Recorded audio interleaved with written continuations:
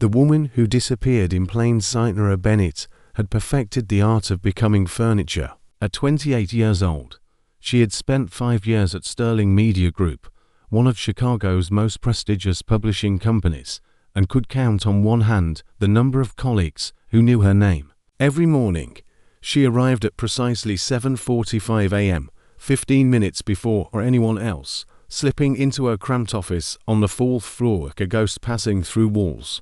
Her uniform never changed: oversized charcoal cardigans that hung past her hips, shapeless khaki pants that obscured any hint of form, and sensible black flats that made no sound against the polished concrete floors. Her chestnut hair stayed imprisoned in a severe bun that gave her headaches by noon, and her tortoiseshell glasses, 2 sizes too large, dominated her face like a shield. The price of beauty, carefully constructed disguise, had a purpose rooted in painful history. At her first position after graduate school, fresh-faced and optimistic at a boutique literary agency in New York, Nora had worn fitted blazers and heels. She had styled her hair and smiled at colleagues.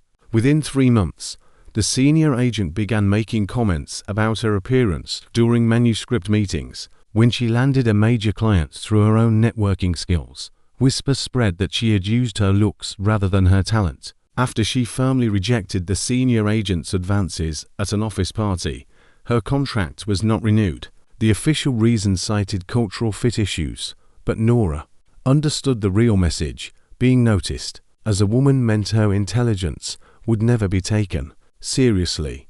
The stolen genius what nobody at Sterling Media knew was that Nora possessed an almost supernatural ability to understand storytelling structure. She could read 50 pages of a manuscript and map out exactly where the narrative would succeed or fail. Her editorial letters transformed mediocre drafts into compelling novels that agents fought over. In the past year alone, 3 books she had developed became New York Times bestsellers, yet her name appeared nowhere in the acknowledgments. Her direct supervisor, Diana Fletcher, a woman who had climbed the corporate ladder through strategic networking rather than editorial skill, presented every single one of Nora's insights as her own during acquisition meetings. Diana would stride into the conference room with Nora's typed notes, reworded just enough to claim ownership, and bask in praise from executives, while Nora remained hidden in her office. A system built on silence. Nora had made peace with this arrangement, or so she told herself during sleepless nights. Diana never criticized her work, never threatened her position, and the steady paycheck covered her student loans and tiny studio apartment in Wicker Park. More importantly, anonymity meant safety. If nobody looked at her, nobody could reduce her to just a face or body. Her intellect could exist in pure form, judged only by results. The cost was steep. She had no friends at work, no mentor advocating for advancement, no recognition for contributions that generated millions in revenue. But Nora had convinced herself that this was the bargain professional women had to make: excellence in exchange for invisibility, survival in exchange for silence. The executive's investigation and Hartwell had inherited Sterling Media Group from his grandfather 3 years earlier at age 34. Unlike typical legacy CEOs, Owen actually read. He devoured manuscripts, attended editorial meetings unannounced, and studied profit and loss statements with the intensity of a scholar examining ancient texts. Over the past 6 months, something had troubled him deeply. Diana Fletcher consistently presented brilliant editorial analysis in meetings, yet when he engaged her in deeper conversation about narrative theory or character development, her responses felt hollow and rehearsed. She could not explain the reasoning behind her own supposed insights. The paper trail nevertheless. Owen began a quiet investigation. He examined digital file metadata, email timestamps, and revision histories. The pattern emerged clearly. Every groundbreaking editorial memo Diana presented had originated from a single source: Nora Bennett, editorial assistant, 4th floor, office 4C. Owen spent a week reading Nora's raw notes, marveling at the sophistication of her analysis. This woman understood storytelling at a molecular level. She saw connections between character psychology and plot structure that most editors missed entirely. Her suggestions were not just competent, but visionary. The confrontation that changed everything in a grey Tuesday afternoon. Owen descended from his penthouse office to the 4th floor for the first time in months. Employees scrambled to look busy as he passed. He stopped outside Office 4C, a windowless closet barely large enough for a desk and filing cabinet. Inside, hunched over a manuscript covered in red annotations, sat a woman he vaguely remembered from company-wide meetings. She wore an enormous grey sweater, despite the office heating, and her glasses slipped down her nose as she wrote with fierce concentration. Owen knocked gently on the doorframe. Nora's head snapped up, eyes wide with alarm behind those oversized frames. Her first instinct was to apologize, though she had done nothing wrong. "Miss Bennett, I need you to come to my office immediately," Owen said, his voice firm but not unkind. "We have important matters to discuss regarding your work." The walk to the elevator felt like a march toward execution. Nora's hands trembled as she smoothed down her cardigan, a useless gesture against shapeless fabric. Other employees stared openly, speculation already spreading through the office grapevine. In the elevator, Owen stood silent, his expression unreadable. Nora counted her breaths, trying not to panic. Had she made a mistake in her notes? Was she being fired? The doors opened to the executive floor, all glass walls and minimalist design. The opposite of her dark, cave downstairs.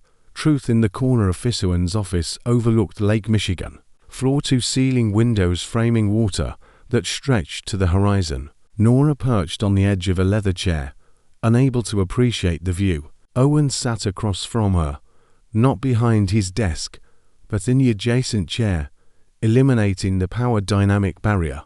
He opened a folder containing printed emails and documents. "For 2 months, I have been tracking the origin of editorial work attributed to Diana Fletcher," Owen began, watching Nora's face carefully. "Every bestseller she claims to have developed, every acquisition she takes credit for, traces back to you. Your analysis, your insights, your vision. Diana has been stealing your work systematically since you started here. Why have you never reported this?" The question landed like a stone in still water. Nora felt her carefully constructed walls crumbling. She could lie, deflect, or protect Diana out of habit. Instead, exhaustion won, because being invisible seemed safer than being seen. She whispered, the proposal that shattered safety. Owen leaned forward, his grey-blue eyes holding Nora's with unexpected gentleness. "Miss Bennett, your work is not just competent, it is extraordinary. You have a gift that this industry desperately needs, which is why I have a proposition for you." He paused, letting the weight of his words settle. In 10 days, Sterling Media is hosting the annual Midwest Publishing Summit at the Drake Hotel. Every major literary agent, best-selling author, and publishing executive in the region will attend. I need someone by my side who genuinely understands literature, who can discuss narrative craft with depth and passion. After reviewing your work, I believe that person is you. Will you accompany me to the summit as my colleague and guest? The terror of visibility request hit Nora like ice water. A summit meant cocktail dresses and networking and people looking directly at her. It meant standing beside Owen Hartwell, one of the most eligible bachelors in Chicago's business community, according to the society pages she sometimes glimpsed in the break room. It meant risking everything she had built to protect herself from judgment and harm. "I don't think I'm the right person," Nora stammered, her voice barely audible. "There must be senior editors more suitable for this, people who are comfortable with attention." Owen shook his head slowly. "I'm not asking for someone comfortable with attention. I'm asking for someone authentic and brilliant. That's you, Nora, but I won't force this. Think about it tonight. Give me your answer tomorrow morning." He stood, signaling the meeting's end, but added one final thought. "You've been hiding for 5 years. Perhaps it's time to consider whether the safety you've built is actually a prison. The world deserves to see the remarkable woman I discovered today." Wisdom from unexpected place. That evening, Nora climbed the 5 flights to her studio apartment, her mind spinning with impossible choices. She had just unlocked her door when a voice called from down the hall. "You look like someone who's seen a ghost, young lady." Mr. Jameson, the building superintendent, emerged from the stairwell carrying his toolbox. The 70-year-old veteran had lived in the building for 30 years and appointed himself guardian of all tenants, especially the quiet ones like Nora. Before she could deflect, the whole story poured out. She told him about Diana's theft, Owen's discovery, and the summit invitation that terrified her more than anything. Mr. Jameson listened without interruption, his weathered face thoughtful. When she finished, he set down his toolbox and looked at her directly. "My daughter went through something similar.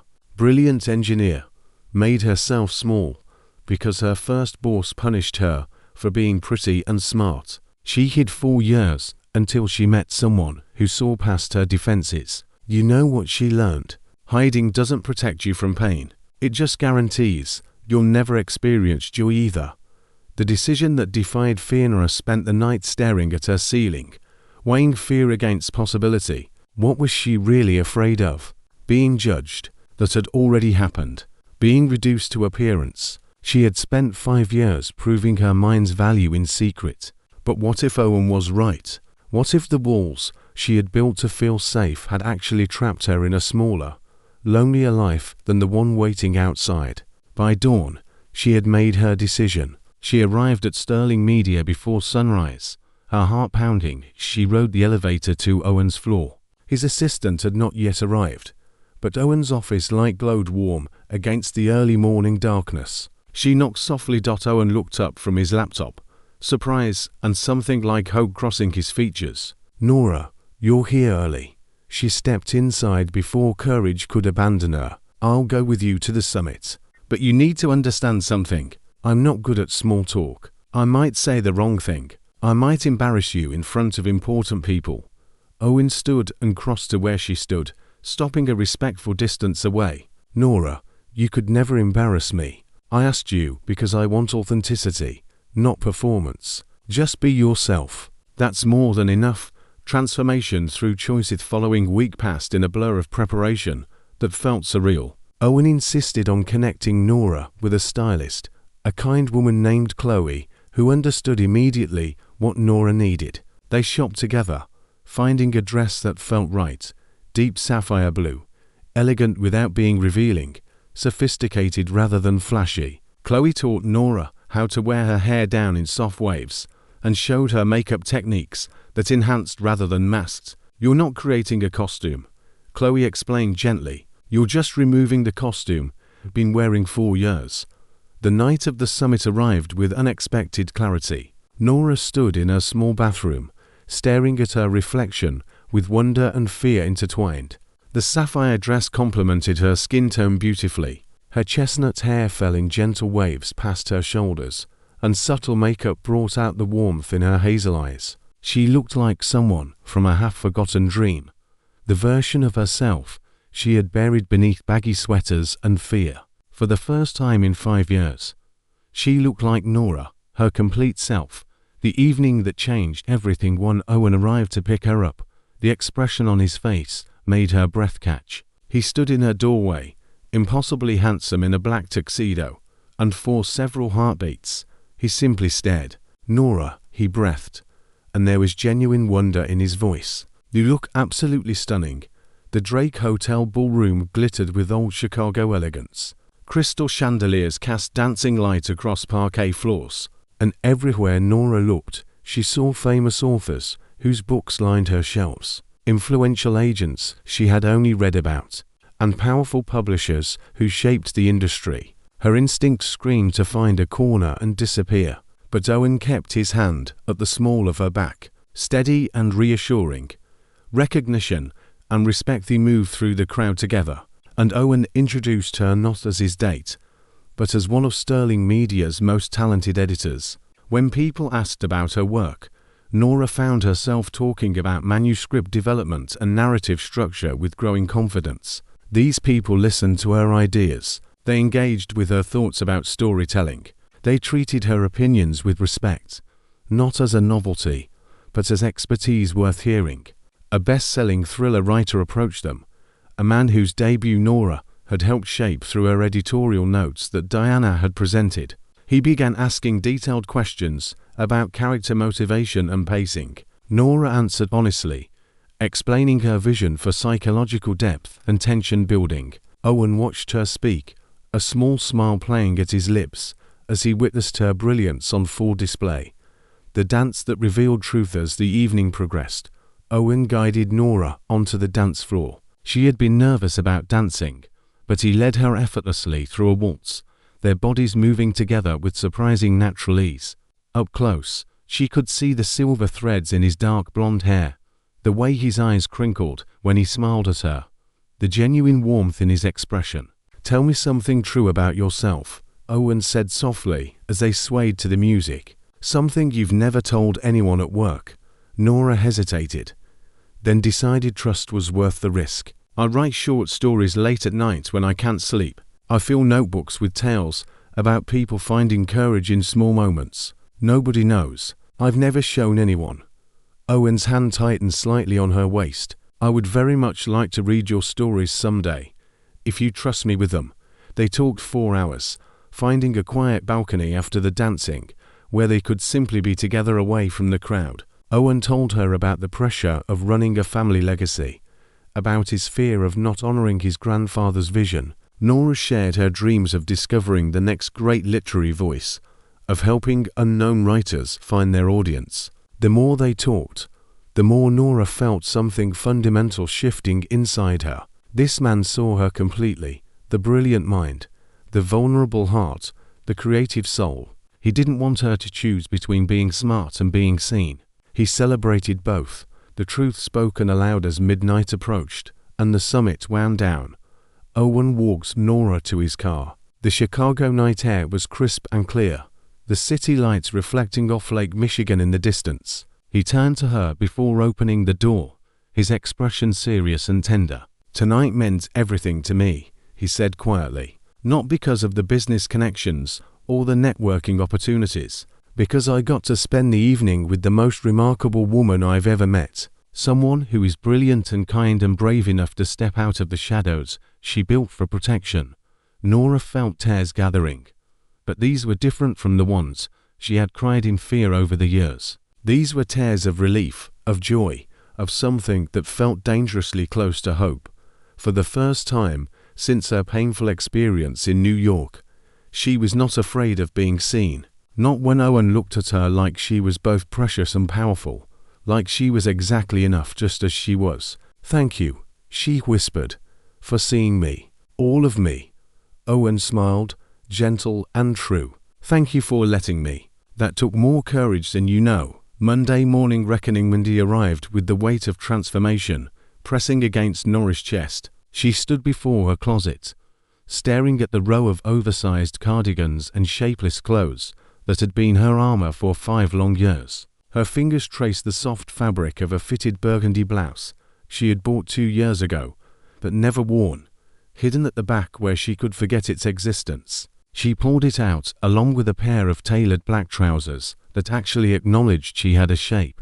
The woman in the mirror was someone in between, not hiding behind baggy clothes, but not performing either. Her hair fell loose around her shoulders. Her glasses remained, because she genuinely needed them, and minimal makeup highlighted her natural features. She looked professional, confident, and most importantly, she looked like herself. The conference room truth elevator ride to the executive floor felt different this time. Nora held her head high as she walked through Sterling Media's hallways, aware of the surprised glances and whispered conversations that followed her transformation. She reached the main conference room at exactly 9 o'clock to find Owen seated at the head of the table. Diana Fletcher sat to his right, her face pale and tight with barely contained tension. Several senior editors occupied the remaining chairs, along with the head of human resources. The atmosphere felt heavy, with unspoken consequences. Owen stood when Nora entered, gesturing to the empty chair directly beside him. "Miss Bennett, thank you for joining us. Please sit down." Diana's eyes widened as she took in Nora's appearance, recognition, and shock dawning across her carefully maintained features. The same woman she had dismissed and exploited for 5 years now sat at the executive table, clearly there at Owen's personal request. Owen opened a folder and spread several printed documents across the polished wood surface. For the past 8 weeks, I have been conducting an internal audit of editorial contributions and work attribution. What I discovered was deeply troubling and ethically unacceptable. Justice served with precision.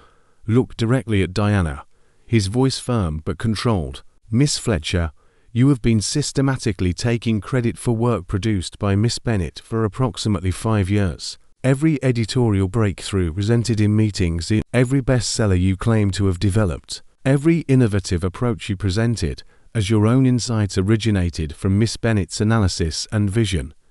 Diana's face flushed deep red before draining completely of color. She opened her mouth to protest, but Owen held up his hand. I have email records, document metadata showing creation times and authors, and testimony from IT regarding file histories. The evidence is conclusive and irrefutable. This is not only unethical behavior, but constitutes fraud against this company and theft of intellectual property from a colleague. The room fell utterly silent except for Diana's shallow breathing. Nora felt a strange mixture of vindication and sadness washing over her. She had never wanted this confrontation, never wanted to hurt anyone. She had simply wanted to do meaningful work in peace, to let her ideas speak for themselves. Owen continued, his tone softening slightly with what seemed like genuine regret. Miss Fletcher, you were hereby terminated from Sterling Media Group effective immediately. You will receive 4 weeks severance as per company policy, but you must leave the premises today. Security will escort you to collect your personal belongings within the hour. Accountability and growth. Diana stood abruptly, her chair scraping harshly against the floor. She looked at Nora with a mixture of anger, shame, and something that might have been envy. You should have said something years ago. You let this happen by staying silent. Nora found her voice steady and clear, strengthened by the weekend's revelations about her own worth. No, Diana, you made a choice to steal my work repeatedly. I made a choice to survive the only way I knew how after being punished for visibility at my previous job. Those are not the same thing. I hope you find a way to do honest, authentic work in the future. Work that comes from your own abilities. After Diana left escorted by security, Owen turned to the remaining editors, his expression shifting from stern to genuinely pleased. Effective immediately, Miss Bennet is promoted to Senior Editorial Director with a salary increase of 50% and her own dedicated editorial team. She will report directly to me and have full authority over manuscript acquisitions, development strategy, and author relations. Her contributions to this company have been invaluable for years, and it is far past time we recognize that properly and publicly. The private conversations meeting adjourned with handshakes and congratulations. As others filed out, offering Nora genuine words of respect and welcome, she remained seated as the room emptied. When only Owen remained, he sat down beside her rather than across from her. How are you feeling? He asked gently, his eyes searching her face with concern. Nora took a deep breath, trying to name the swirling emotions. Overwhelmed, relieved, terrified of failing. Grateful beyond words, Owen reached across the small space between their chairs and took her hand, his touch warm and grounding. What you did this weekend, accepting my invitation to the summit, coming here today dressed as yourself instead of hiding behind costumes, speaking your truth just now to Diana, that took incredible courage. He paused, his thumb brushing softly across her knuckles. I want you to know something important, Nora. I see you, all of you, the brilliant editor who transforms manuscripts into masterpieces, the vulnerable woman who survived real harm and built walls to protect herself, the creative soul who writes stories in the quiet hours, the person who has endured and kept her kindness and integrity intact despite everything. I see all of it, and I think you are absolutely extraordinary. Tears of freedom. Tears spilled down Nora's cheeks before she could stop them. But she made no move to hide them. For so long, I thought I had to choose, she said. her voice thick with emotion. Be smart or be attractive. Be safe or be seen. Hide or be hurt. I built walls so high and thick that I forgot what it felt like to just exist as my complete self. Without apology or performance, Owen moved closer, his free hand gently wiping away her tears with surprising tenderness. You never have to choose again. Not with me. And not in this company anymore. I fell for your mind first, reading those brilliant editorial notes that transformed our entire acquisition strategy. But I also fell for your courage, your compassion, your quiet strength that persisted despite unfair circumstances. He smiled softly, his eyes holding hers. The woman at the summit Saturday night was not a different person from the woman who hid in Office 4C. She was the same beautiful soul, finally allowing herself to shine without fear of punishment. That's who I want beside me. In work and in life, if you'll have me. Nora felt something break open inside her chest, some final wall crumbling into dust. I want that too, she whispered. I want to stop hiding. I want to be whole. Building something real over the following months, Nora settled into her new role with a confidence she had never imagined possible. She assembled a team of 3 junior editors and taught them everything she knew about finding stories that mattered, about seeing potential in rough manuscripts, about helping writers discover their truest voices. Her name began appearing in industry publications, finally recognized for the work she had always done in shadows. Authors specifically requested her guidance, knowing she would challenge them to create their absolute best work while respecting their unique visions.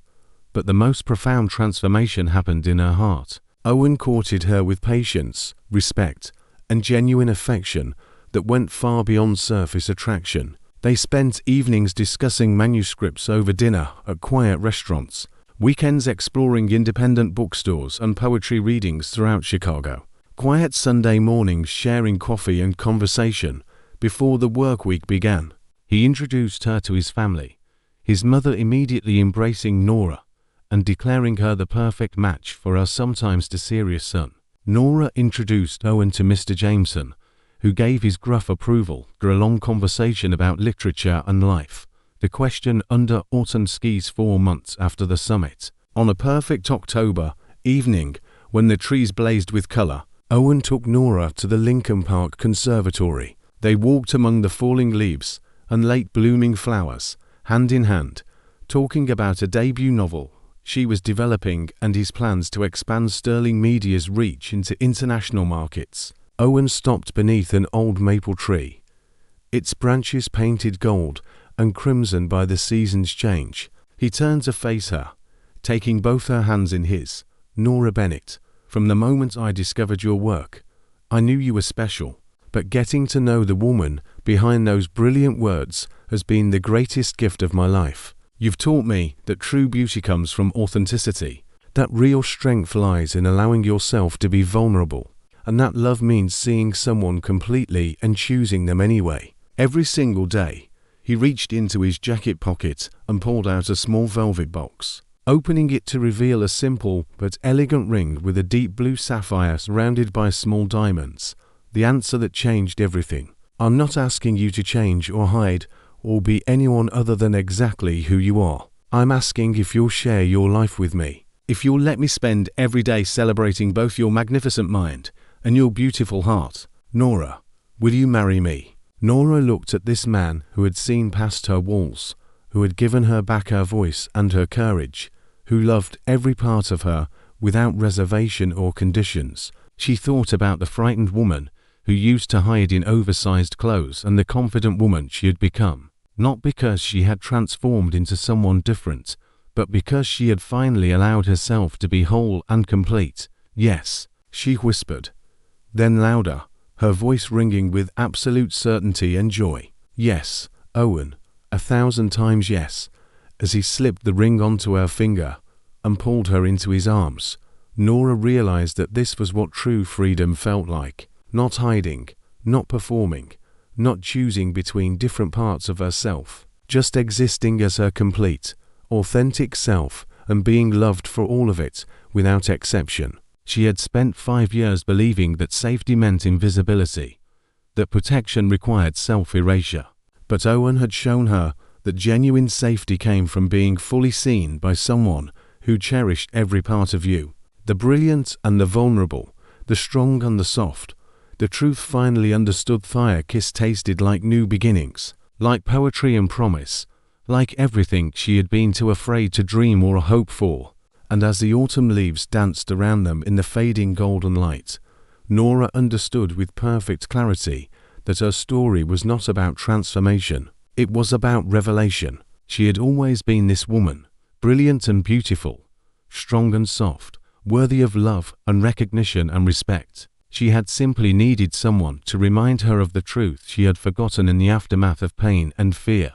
The loose clothes had hidden her body for years, but they had never hidden her soul or her talent. And now, finally, both were free to exist in the light, free to be seen, free to be celebrated, free to be wholly, completely, unapologetically herself. That freedom, she realized, was the greatest gift of all.